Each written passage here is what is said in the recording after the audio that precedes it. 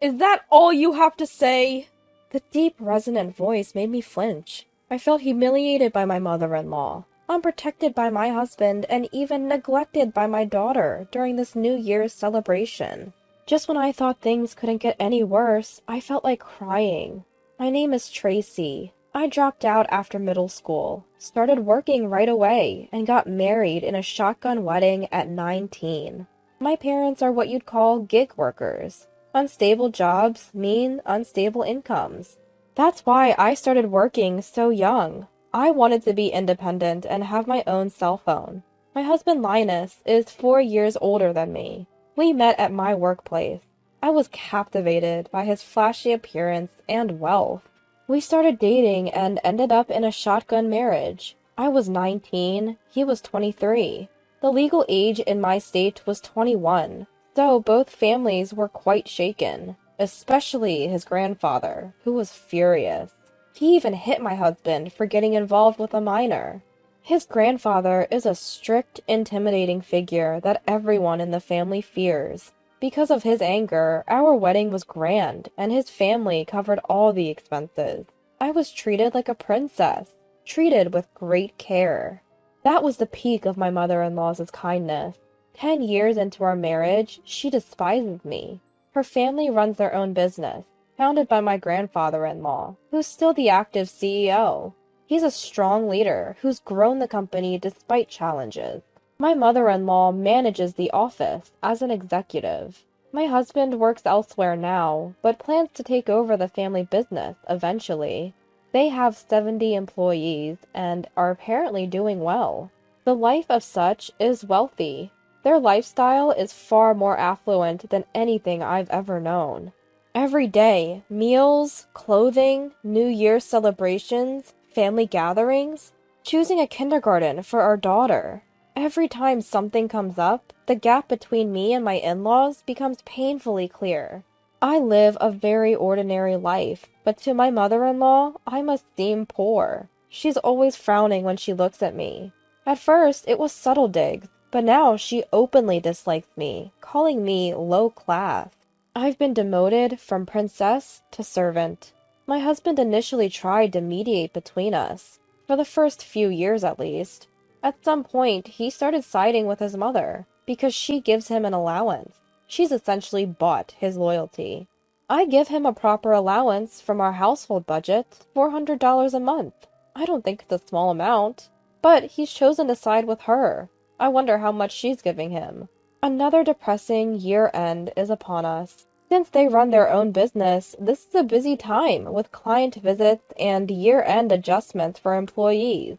I've traditionally taken on the household chores for my in-laws during this period.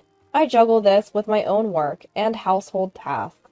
Tracy, make sure the laundry is done. Don't mess up the fabric softener for the towels. And the car needs washing. Don't skimp on the finish. For dinner, make beef stew. Beef, not chicken or pork. Your taste is inferior to ours. Don't leave water spots in the sink. Also, double check the names on the greeting card. Alright, got it. I might as well be a housekeeper. If I were getting paid, I'd be more motivated. But there's not even a word of thanks. It's disheartening. Yet my mother-in-law, who claims she's too busy with work to handle household chores, somehow finds the time to critique my housekeeping. If I cut corners, she complains. It's a hassle. Ugh, car washing, huh? I guess just sticking it in a car wash won't cut it. It has to be spotless inside and out to pass her inspection. Washing a car in the cold at the end of the year is the last thing I want to do. It's depressing. My daughter's school is on winter break. Christmas is over, and the last day of the year has finally arrived. The exhausting end-of-year servitude is finally over. This is the end of my work at my in-laws' house. My duties at my in-laws' are done until next year's holiday season. Or so I'd like to say. But New Year's brings its own set of tasks. Various people come to my in-laws for New Year's greetings. Relatives, business associates, friends of my husband's grandfather. My mother-in-law is busy entertaining them. As a result, she dumps even more chores on me. Cooking, dishwashing, shopping, cleaning, answering the phone. I don't even have time to sit down. I eat standing up in the kitchen, squeezing meals in between chores. My mother-in-law and husband are chatting happily with the relatives who come for New Year's. Everyone's had a bit to drink, and their voices are loud. My husband keeps passing drinks to his mother. My daughter is playing board games with the other kids. Everyone seems to be having a good time. I work non-stop, listening to their joyful voices. It feels like I'm a throwback to the wives of a bygone era during New Year's. I'm used to it by now, so whatever. Let's give out gift cards, everyone! Here you go, gift cards for all! My mother-in-law starts handing out gift cards to the kids. Oh, I need to give out gift cards too. I quickly grab the gift cards I'd prepared and head out of the kitchen. Happy New Year! We have gift cards too! Wait, what's going on? When I get to the kids, they all look stunned. Only my mother-in-law is in high spirits. The difference between her and the kids is striking. The children look at me cautiously. What? What's the matter? Well... The oldest boy starts to say something, but stops. He looks at the gift card in his hand, then at my daughter, who has nothing. All the other kids have cards too. My daughter looks down, her face sad. Tracy, starting this year, we won't be giving your child a gift card. Oh, is that so? If there's none, there's none. But why single out my daughter?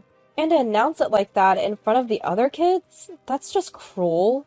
The other kids look confused too. Whether she notices or not, my tipsy mother-in-law cheerfully says, "That's right, a gift card from our family would be too much for the child of a dropout." What?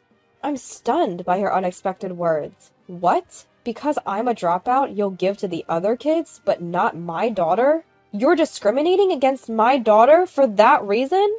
Discrimination sounds so harsh. It's a natural distinction. I've learned what kind of a person a dropout is over these 10 years. Your daughter probably has the same low-level tastes as you, so it's nonsense to spend money on her. What's natural about that? My being a dropout has nothing to do with my daughter.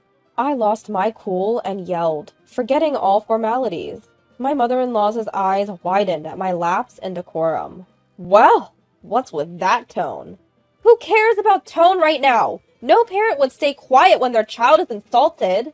Insulted? Who do you think you are? Your only asset is your youth. You have nothing else. You're a dropout who can only do housework.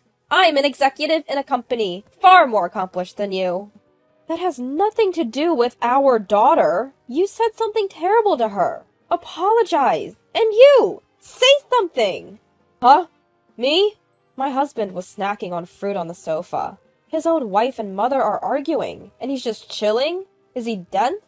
What an idiot. Well, about the gift card, He popped another piece of fruit into his mouth, then mumbled, "Why don't you give some money to Mom? You're always relying on her." What? You're the one getting an allowance and relying on her. Can't you see our daughter is hurt? She's right in front of you, in plain sight, from that sofa. The issue here isn't about the gift card, it's about how mother-in-law is hurting our daughter.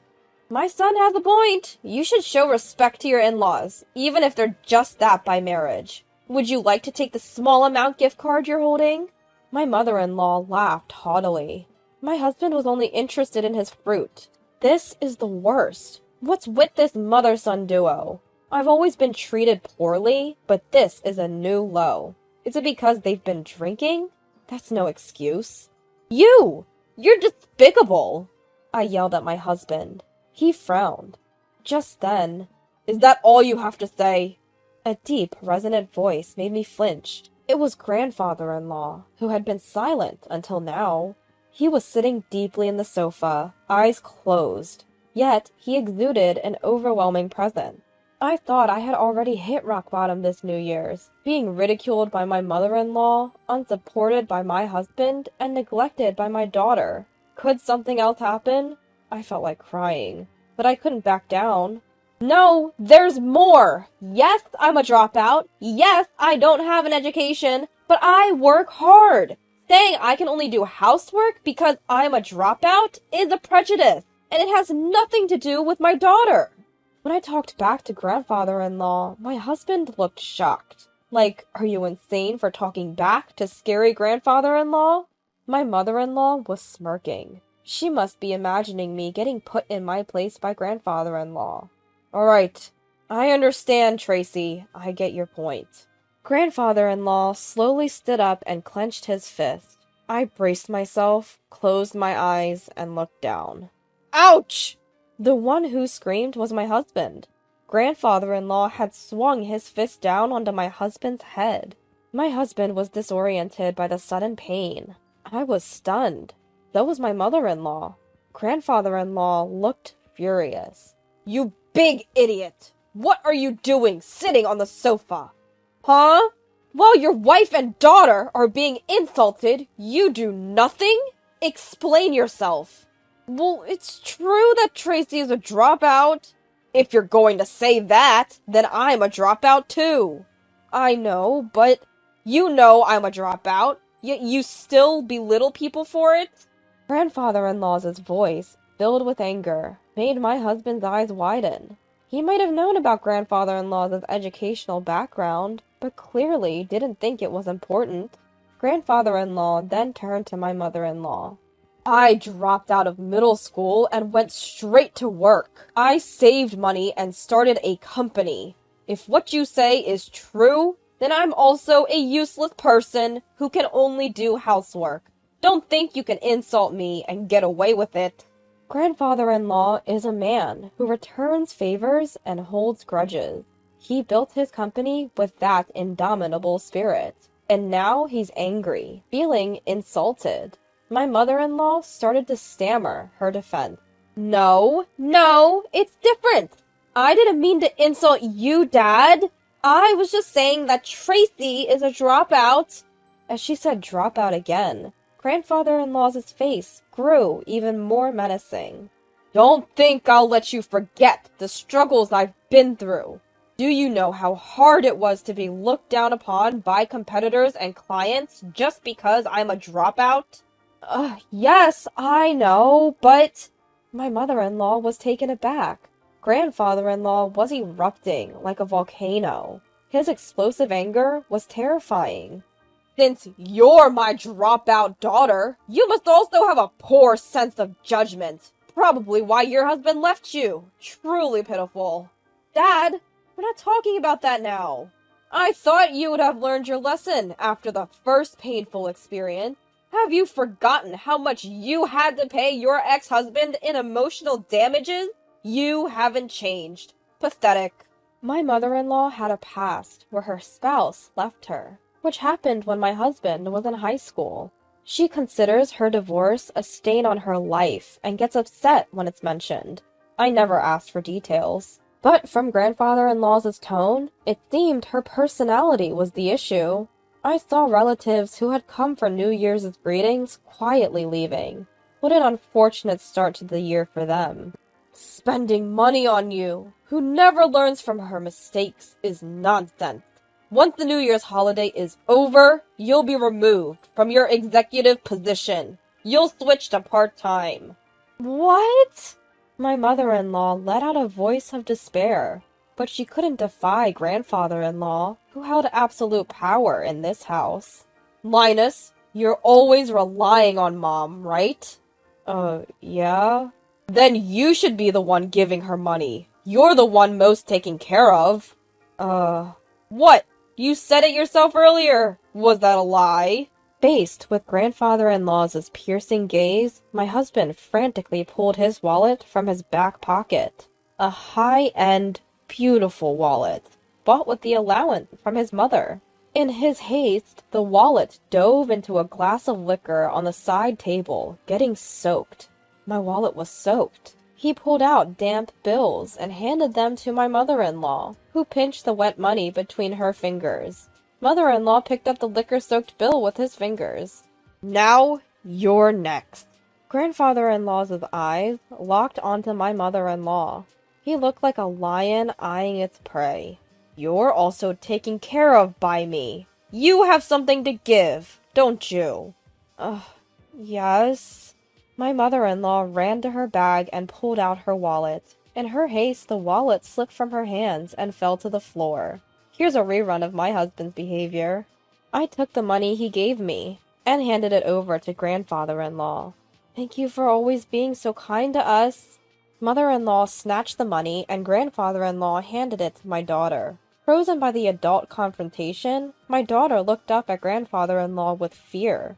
Grandfather-in-law spoke in a low, authoritative voice. This is a gift card from me to you. Use it for something that benefits you. My daughter was astonished by the wad of bills, an amount she had never held before. Tracy? Yes. I straightened my back as I responded. It's my turn now. I'm scared of what he might say. Honestly, I'd rather be nagged by mother-in-law. As I waited nervously, grandfather-in-law softened his voice a bit. Tracy, would it be all right if your daughter and grandchild go back to your family home? If it's okay with them, take some food and celebrate the new year there. I have to talk with these two fools. I think that would be fine. Even if my family says no, we're going. It's okay. What grandfather-in-law pointed to was a special New Year's meal. His house, always busy with New Year's visitors, had ordered several such meals. It was the most luxurious one. I braced for mother-in-law's objection, but she seemed preoccupied with what grandfather-in-law would say next. She didn't react at all. I quickly wrapped up the food and cleared the table. My daughter helped me. Then grandfather-in-law said, "Let your daughter and grandchild do it. Go quickly." As soon as grandfather-in-law said that, mother-in-law and my husband hurriedly stood up and started gathering the dishes. My daughter and I exchanged the glances and left. My parents were surprised by the sudden visit, but welcomed us warmly. The New Year's celebration at my family home was simple, with no decorations. The meal was also simple, and of course, there was no alcohol. Then came the lavish meal we brought. My parents were delighted and called my in-laws to thank them. Mother-in-law's voice on the phone sounded weak and deflated.